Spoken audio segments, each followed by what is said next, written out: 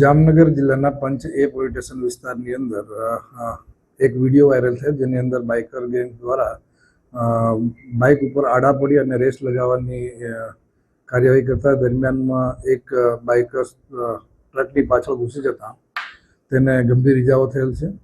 જે અન્વયે પોલીસ દ્વારા આ સોશિયલ મીડિયાના વિડીયો બાબતે અવેર થઈ અને એની તપાસ કરતા આ ટ્રક ચાલક આવી અને ફરિયાદ આપતા તેની એક ફરિયાદ લઈ અને જેને ઈજા થઈ છે એના વિરુદ્ધમાં ગુનો દાખલ કરવામાં આવે છે. તે ઉપરાંત અન્ય 6 છોકરાઓ કે જેઓ 6 બાઇક લઈને આ સાથે જ રેસમાં હતા તેમનો સરકાર તરફે પોલીસ દ્વારા અલગથી ગુનો દાખલ કરી અને તેમના વિરુદ્ધમાં કાયદેસરની કાર્યવાહી કરવામાં આવેલ છે. જેમાં ઓવર સ્પીડે લોકોની જિંદગી જોખમાય તે રીતે ગાડી ચલાવતા હોવાની ફરિયાદ દાખલ કરેલ છે.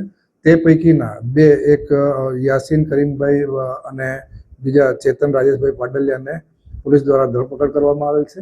બાકીના 4 જે છે એ છોકરાઓને હાલ શોધખોળ ચાલુ છે.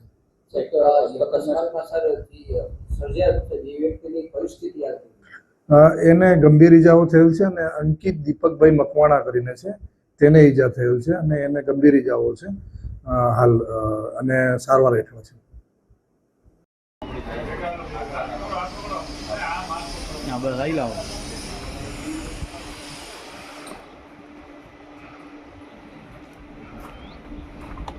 બસ